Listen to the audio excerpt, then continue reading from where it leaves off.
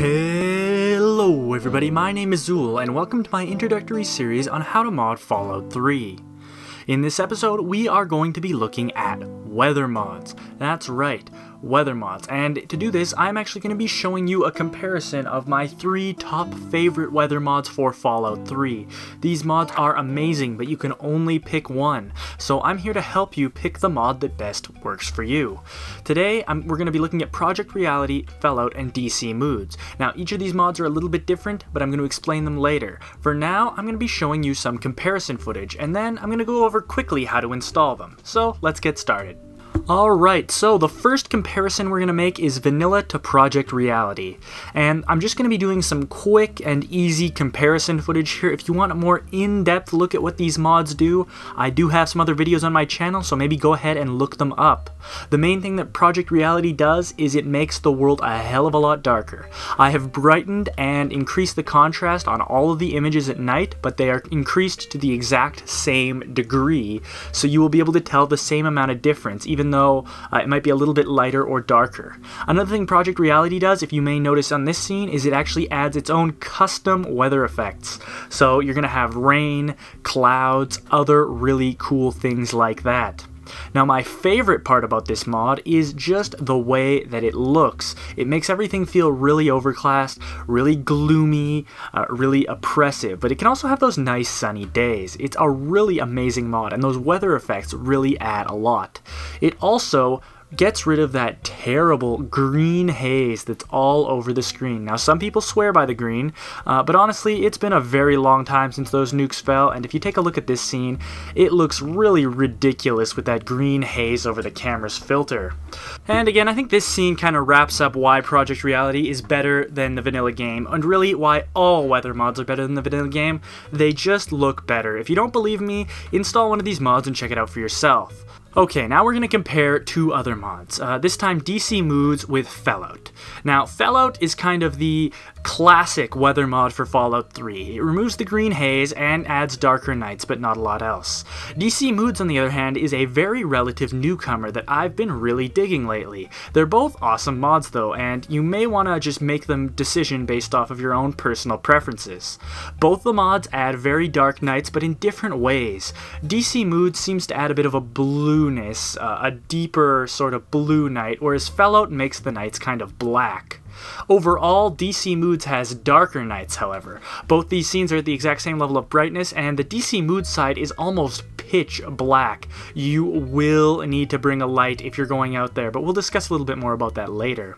Neither of these mods really add custom weather, but again, DC Moods has the more vibrant extremes, whereas Fallout just removes that green haze and gives things a look kind of a bit more, I guess, realistic, although that's not the right way to say it. All these clips were from the exact same time. And depending on the area, certain mods will look better. If you want to go into a little bit more detail on these, there's mod showcases, stuff like that, but try them out for yourself. These mods are really easy to install here, as you can see later on in the video, so there's not a lot there. And some scenes look almost exactly the same. If you look at this one, the sky here is very, very similar. The only difference is, well, the clouds and stuff, and that I didn't align the scene properly. Now, if you're new to modding or you haven't modded Fallout 3 before, you may be wondering, why are we making the nights dark? And you might be thinking, the nights are now almost unplayable. I don't want to have dark nights. I want to be able to see and play the game. And to that, I'm going to have a little bit of an argument with you. Dark nights are awesome, and you should give them a chance for a couple of reasons. The first reason is they add such amazing atmosphere to the game. Go to downtown DC at night in vanilla, and the game looks alright. You can really do anything you were going to do during the day. Day and night don't have any meaning. But go there with Fallout or with DC Moods installed, and your mind will change instantly. It will be terrifying. You won't know where that super mutant is coming from. You will have to have your Pip-Boy light on. Things will be much more intense, and things are going to look a lot better too with these mods. So I please urge you, try them out with the Dark Knight settings because they are awesome. But I am aware that it does make the game a little bit difficult to play, and it makes it a little bit bland when you're looking at pretty much a black screen. And to that, I do have a solution. The solution to that is the Fallout Streetlights mod. Now, there's other streetlight mods available. One called Wider Streetlights is one that I've got recommended a lot, but this is the one that I've been using. What it basically does is it adds a bunch of lights all over the wasteland. These lights have FX beams, meaning that they flicker, some of them will go out, and they work amazingly with Fallout, DC Moods, or even Project Reality. They have a modifiable innie so you can customize them a bit, and they're going to make it so that you can actually play at night. You're still going to need to use your Pip-Boy, but they just add a little bit, and they even increase the atmosphere. These clips here are just off of my older video, but they do show the mod in action. This is Galaxy News Radio at night with DC Moods installed with the brightness enhanced a little bit. And here it is again with the lights on from the Streetlight mod. As you can see, it makes a huge difference and makes things look so much better.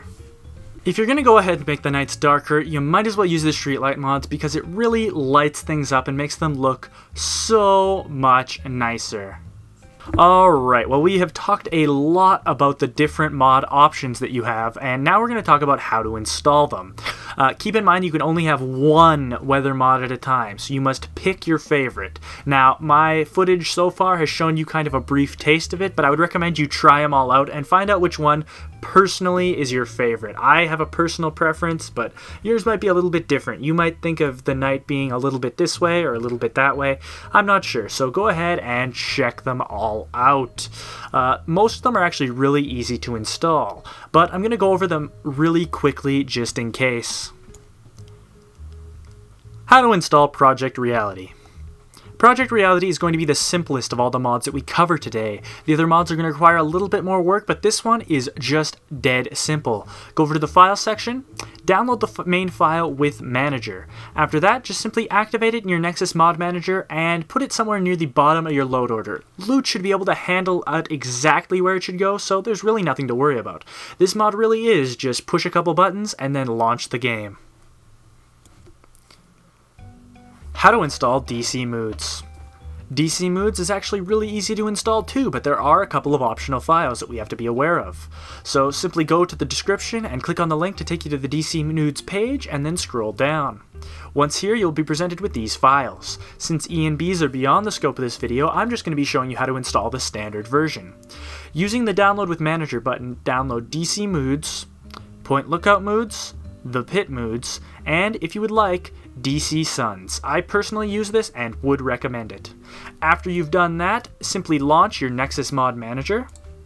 Once Nexus Mod Manager is opened, simply activate DC Moods first, the main file. It'll only take a few moments. After that, just activate all the optional files. Once again, if it asks you to upgrade, hit No. When it asks you to overwrite, click Yes to all. Do the same thing for Point Lookout Moods and the Pit Moods. No, then Yes to all. It's really that simple. After this, again, you're just going to need to worry about load order, but your load order tools should handle it. Keep in mind weather mods tend to need to be near the bottom, so keep that in mind. Now, how to install Fallout. Now, Fallout is the only mod that we're going to be covering that has a little bit of a complicated installation process, and the reasoning behind that is because it's supported by Paradox Ignition's The Mergers. Now, I'd recommend you use this version as it does address a couple of bugs and it reduces the number of ESPs in your load order.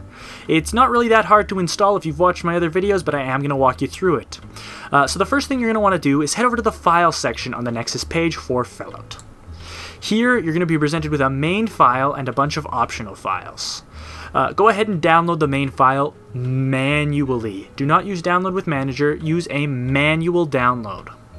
After that, you don't need any of these optional files. Yes, I'm aware that the DLC support and this other new version of Fallout are here, but we're actually going to ignore all of the optional files, and instead head over to the Paradox Ignition Presents The Mergers page.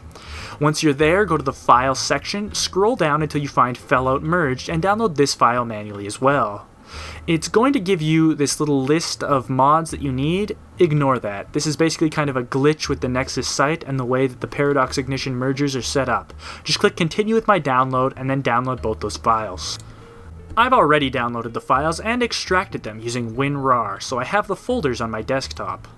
The first thing I'm going to need to do is create a new folder on my desktop to work with. I'm going to call it Fallout. Yeah, I love that clicky keyboard. Open up the folder for Fallout and move it off to the side. Then open up the Fallout 121R something something something and have it over here. You're going to need the textures from this folder. So take the textures, drag, and drop to your new folder. You now no longer need Fallout. After that, open up Fallout Merged and take the Fallout full.esp and drag it over here. Keep in mind that if you are not somebody who has all of the DLCs, you can't use the Paradox Ignition mergers.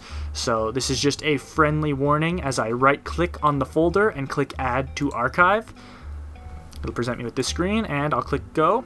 Open this up. Then I need to launch my Nexus Mod Manager. Click Add Mod from File. Find the Fallout.rar file. Open. It's going to add Fallout, and then you can simply activate. There you go. Thank you very much for watching. I hope you enjoyed the video as much as I enjoyed making it. Please consider subscribing to my channel because then you can be notified for all my great new videos. There is going to be a lot more to this Fallout 3 modding series. I am also going to be doing Fallout 3 mod showcases, maybe even throwing in some New Vegas for good measure. And I also cover KOTOR modding on my channel, so if you're interested in that, please subscribe to my channel. This series is going to be continued with Part 5. I'm not quite sure what I'm going to be covering in Part 5, but it is going to be pretty important. At some point, I'm going to have to tackle some of the bugs and stuff in this game, so we're going to have to do that, so keep an eye open. Anyway, again, thanks for watching. Consider subscribing, maybe considering following me on Twitter or on Twitch. I don't tweet a lot because I don't have many followers, but I think I'm going to work on changing that at some point. I mean, right now it's not really set up properly on my phone, but you know.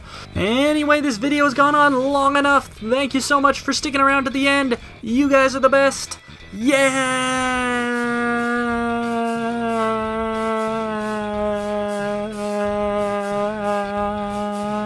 Pickles!